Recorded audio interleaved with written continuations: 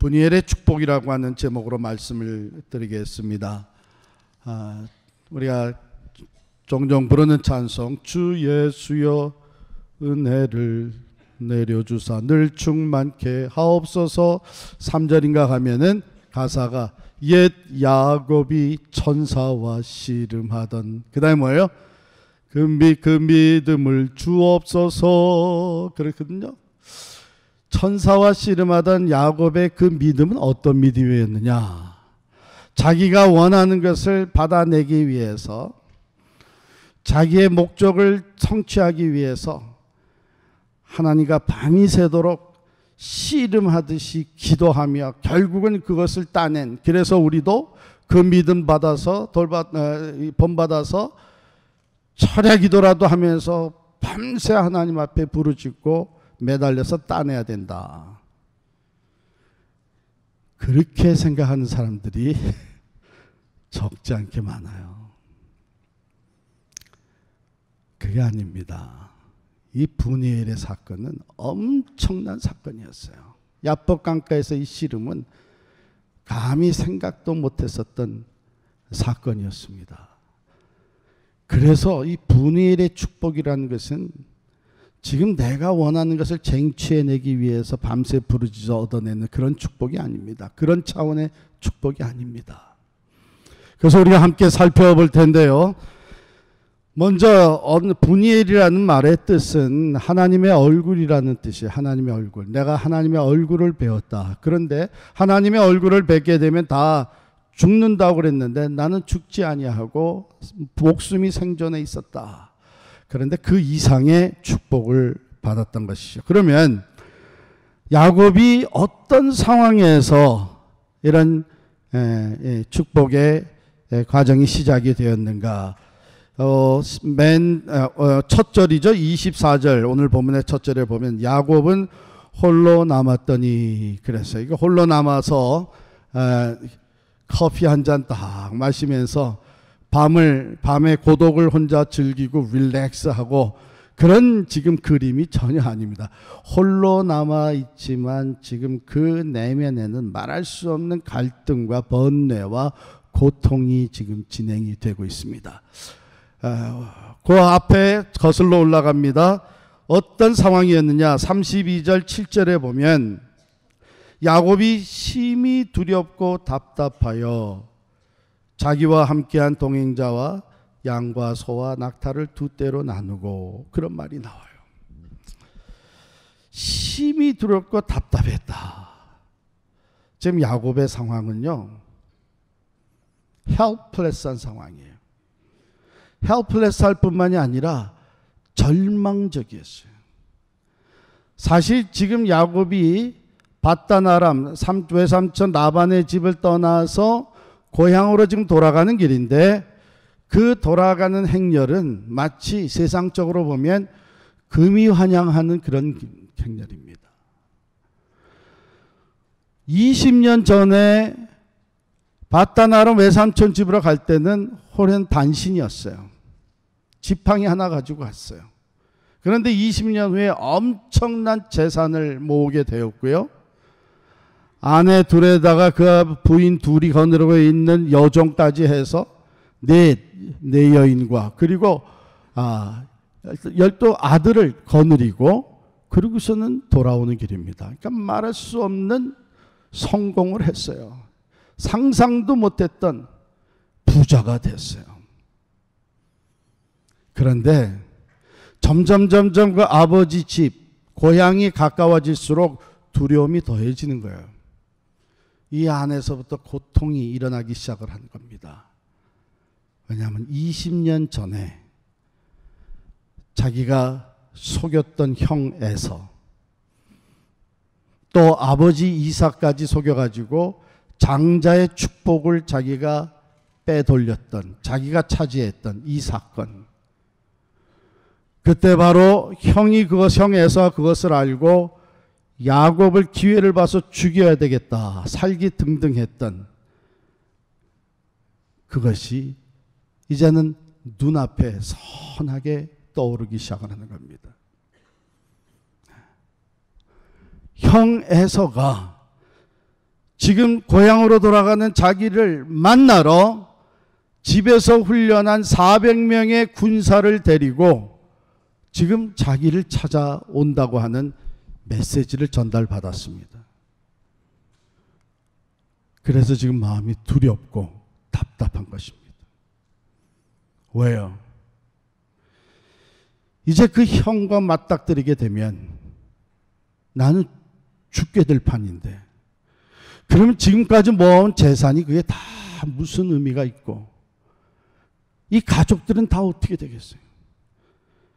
20년 동안 수단과 방법을 가리지 아니하고 열심히 열정적으로 누구보다도 야심차게 살아서 모은 이 많은 재산들과 그 식구들, 이걸 다 무가치해지는 거예요. 이런 상황이 되었습니다. 그러니까 다른 동행하고 있는 식구들에게 말도 못하고, 다른 식구들은 다 먼저 앞세워서 보내고 홀로 앉아 있었죠. 물론 그 전에 야곱이 머리를 짜내기 시작을 했죠. 그래? 야, 이걸 어떻게 대처하지? 가만히 있자. 내가 가진 재산을, 이 모든 것을 그러면 두 패로 나누자. 그래서 한 패, 사람과 물질 둘로 나눠서 또 한 패. 그래서 형 에서가 와서 하나를 치게 되면 그래도 하나라도 보존하자. 그런데도 마음이 불안하고 두려운 거예요. 그래서 하나님께 기도를 합니다. 여기 보면은 10절에 주께서 주의 종에게 베푸신 모든 은총과 모든 진실하심을 조금 더 감당할 수 없사오나 내가 내 지팡이만 가지고 요단을 건넜더니 지금은 두 때나 이루었나이다. 내가 주께 간구하오니 11절이에요. 내 형의 손에서, 에서의 손에서 나를 건져내시옵소서. 내가 그를 두려워하면 그가 와서 나와 내 처자들을 칠까 겁이 나기 때문입니다. 기도도 해요. 머리도 짜내고 기도도 하고 마쳤는데 여전히 불안해요. 그래서 또 다시 작전을 세웁니다. 자기 나름대로 형에게 내가 예물을 준비하는데 좀 엄청나게 준비를 하자 해가지고 14절에 보면 형 에서에게 드릴 예물이 암연소가 200, 숫염소가 20, 암양이 200, 숫양이 20, 젖나는 낙타 30, 그 새끼들, 그리고 암소가 40, 황소가 10, 암나귀가 20, 그 새끼 나귀가 10. 엄청나게 많은 이 예물을 준비했어요. 그런데 이것을 한꺼번에 그냥 다 갖다가 드리면 효과가 떨어질 수도 있다. 야곱이 얼마나 머리를 맞아요. 그러니까 이것을 여러 때로 그룹으로 나누어 가지고 첫째가 가고 둘째 그룹이 가고 셋째 그룹이 가서 점진적으로 감동이 더해지게 만들자. 그러면서는 말을 시키는 거예요. 가서 우리 형의 에서가 이게 다 누구한테 가는 거냐, 누구 거냐 하게 되면 우리의 주인 그 야곱이 자기네 형을 주 메스터라고 부르게 만들어요. 위에서 이 준비한 예물입니다. 그러면 또 두 번째 그룹도 만날 거고 세 번째 그룹도 만났는데 똑같이 얘기하라 그러거든요. 이렇게 나름대로 철저하게 준비를 했는데 여전히 마음이 불안하고 답답한 거예요. 그래서 야복 강가에서 다른 사람들 재산, 아내와 또 11 아들 다 먼저 야복 나루를 건너게 만들고, 그리고 자기 혼자 홀로 남았어요. 여러분, 죄가 이런 거예요. 내가 죄를 짓고 시간이 지나면 괜찮아지겠지. 천만에요. 20년이 지났지만 다시 그 죄로 말미암아 불안해하고 두려워할 수밖에 없게 된 거예요. 내 죄가 드러나지 않았으니까 시간이 지나면 괜찮겠지. 천만에요. 하나님이 그 죄를 반드시 찾으십니다. 왜냐하면 하나님은 우리와 친밀한 관계를 늘 원하세요. 그런데 하나님이 그 죄를 찾으시게 되면 그 앞에 설 자가 없습니다. 지금 야곱이 모든 것을 다 이제는 갖추고 이루었다고 생각하지만 20년 전에 자기가 저질렀던 그 죄 때문에 좀 말할 수 없이 두려워하게 됐어요. 홀로 남았습니다. 홀로 남았지만 지금 야곱의 내면에서는 두 세력이 계속 갈등과 싸움을 해오고 있는 겁니다. 그게 뭐예요? 제가 이미 설명드린 대로 이제 이 문제를 어떻게 대처할 것인가? 하나님께 기도하고 하나님이 지금 고향으로 돌아가라 그랬으니까 그 하나님으로 돌아가면서 내가 너와 함께하리라고 약속을 했으니까 내가 하나님께 다 맡기고 하나님만 의지하고 담대하게 돌아가야지. 그런 생각이 떠올랐다가도 그러나 형에서가 저렇게 버티고 있는데 현실적으로 내가 그냥 갈 수는 없지 않느냐. 나름대로 머리를 짜내고 수단을 전략을 또 세웁니다. 두 때로 나눠 예물을 해가지고 여러 그룹으로 나눠 하나님께 또 기도도 합니다. 하나님 나를 지켜주십시오. 나는 지금 말할 수 없이 두렵습니다. 하나님의 도움이 필요합니다. 그러고 나서 또 생각합니다. 이걸 어떻게 대처해 나가지? 여러분 이게 사실 우리들의 모습이기도 합니다. 하나님께 기도하고 그 결과를 하나님께 맡기지를 못해요. 하나님의 말씀을 받고 아멘으로 받았지만 현실로 돌아가서는 또 내 방법대로 내 생각대로 살려고 하는 거예요. 그것이 지금 야곱의 삶 속에 계속 사실은 이것이 야곱의 일생 동안 되어왔던 스트러글입니다. 형에서를 피해서 20년 전에 피신 갈 때도 하나님께서 베델에서 나타나셔가지고 내가 어디로 가든지 내가 너와 함께 하리라고 약속을 해줬어요.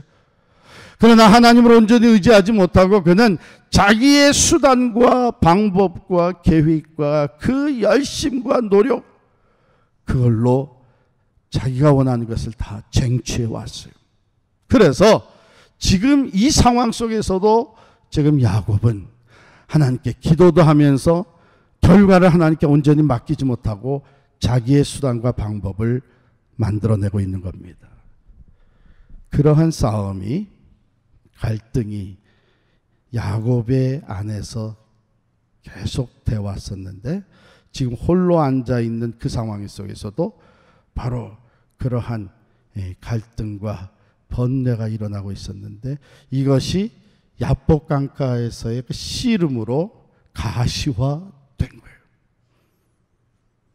이 씨름은 바로 어느 쪽이냐, 내가 어느 쪽을 선택할 것이냐 하는 그 가운데 있었던 야곱의 씨름, 내면의 씨름이 외면으로 가시화된 겁니다.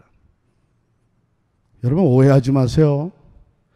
야곱이 이 문제를 가지고 하나님께 나가서 씨름하듯이 그냥 간절하게 기도하기 시작한 거 그게 이 씨름의 시작 아닙니다. 이 씨름을 시작하신 사람은 따로 있어요. 24절에 보면 야곱은 홀로 남았더니 어떤 사람이 날이 새도록 야곱과 씨름하다가 이 주체가 어떤 사람으로 바뀝니다. 그 문장이 야곱은 고민하고 내면의 갈등을 가지고 이러지도 못하고 기도하면서도 하나님 앞에 하나님께 결과를 맡기지 못하고 있는데 어떤 사람이 나타난 거예요.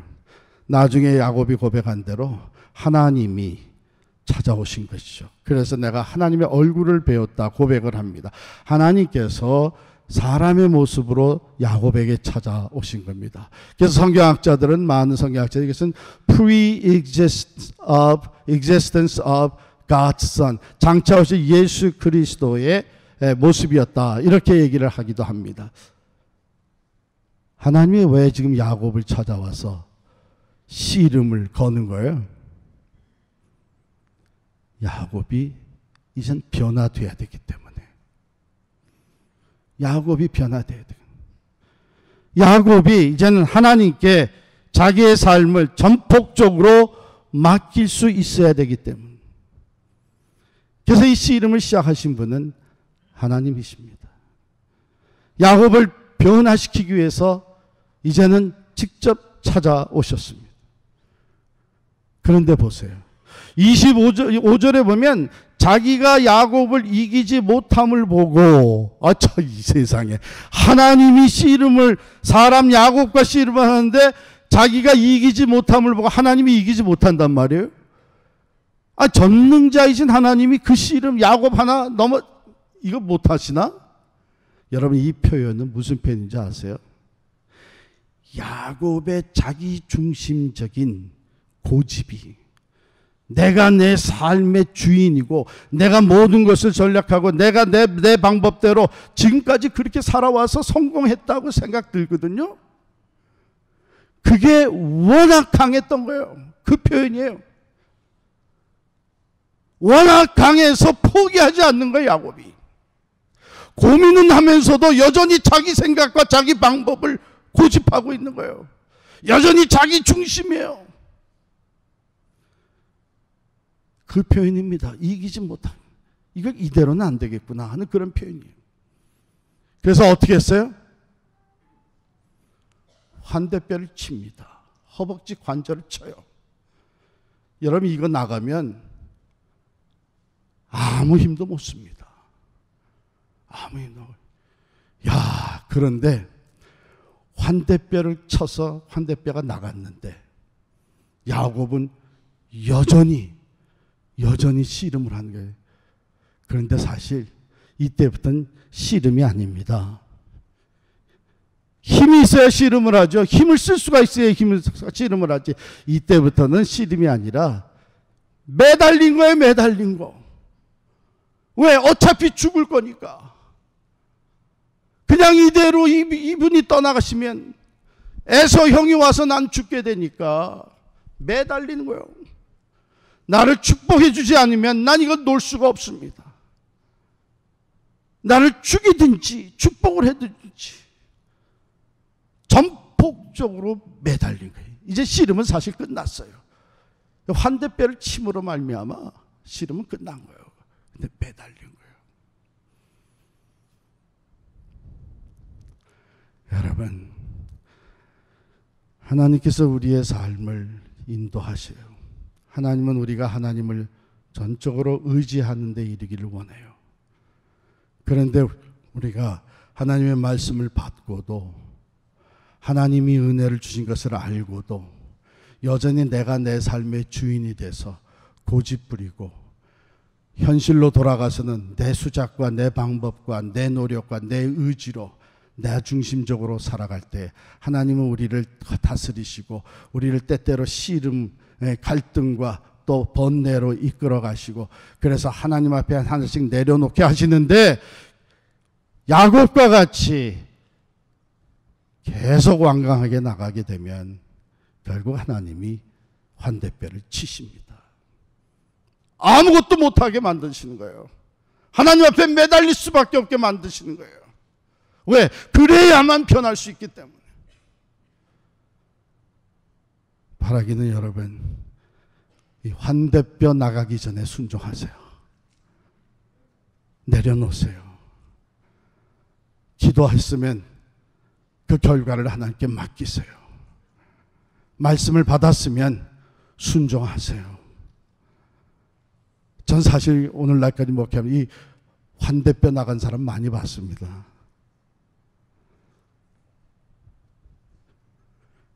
결국은 이제 매달린 거예요. 내게 축복하지 아니하면 가게 하지 아니하겠나이다. 그 사람이 묻습니다. 네 이름이 뭐냐? 야곱입니다. 내 이름을 다시는 야곱이라 부를 것이 아니다. 이제는 이스라엘이라 부를 것이다. 이는 내가 하나님과 및 사람과 겨루어 이겼음이니라. 야곱이란 말, 속이는 자, 발등끝을 잡아 끄는 자, 넘어뜨리는 자. 야곱이 일생을 그렇게 살았습니다. 형을 속이고 아버지를 속이고 삼촌 라반과 서로 속고 속이는 이런, 거기에서 자기는 자기가 원하는 것을 다 얻었다고 생각을 했습니다. 그러나 이제 그게 다 무슨 의미가 있습니까?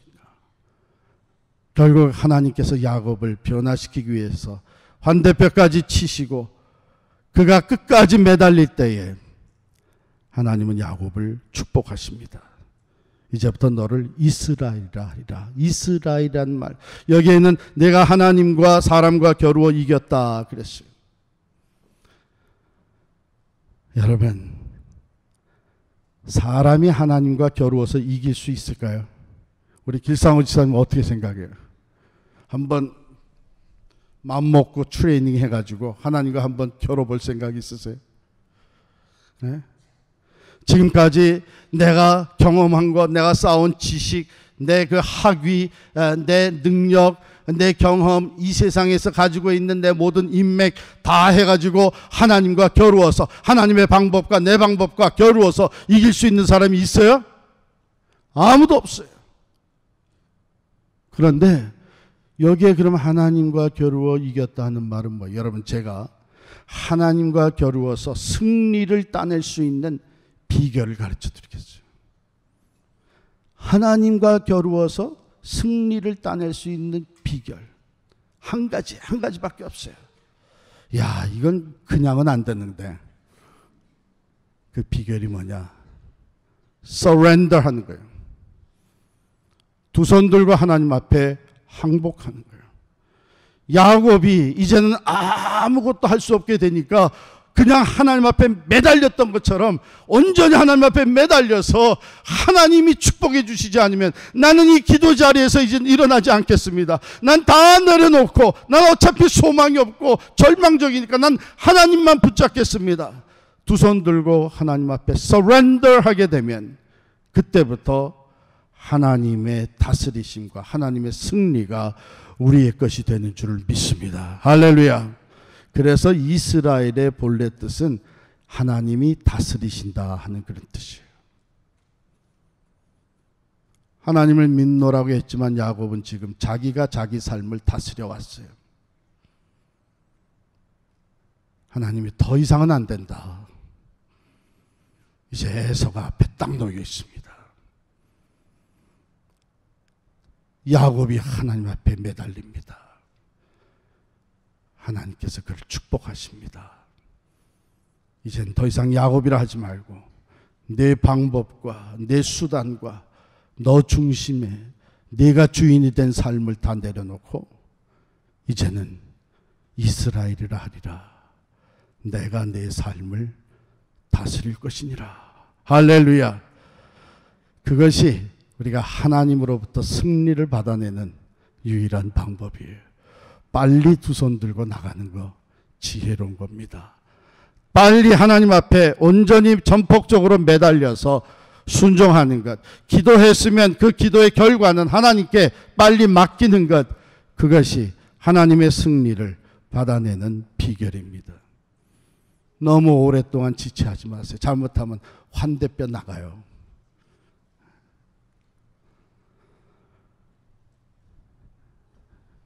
자, 그 다음에 날이 바뀝니다. 야곱이 이것을 경험을 하고 그곳 이름을 브니엘이라 말합니다. 하나님의 얼굴, 내가 여기서 하나님의 얼굴을 보았다. 날이 밝아옵니다. 31절 말씀 보면 그가 브니엘을 지날 때에 해가 돋았고 그랬어요. 브니엘을 지날 때에 해가 돋았다.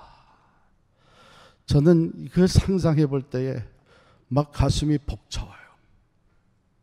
여러분, 사실 겉으로 보게 되면 지금 바뀐 건 뭐 있어요?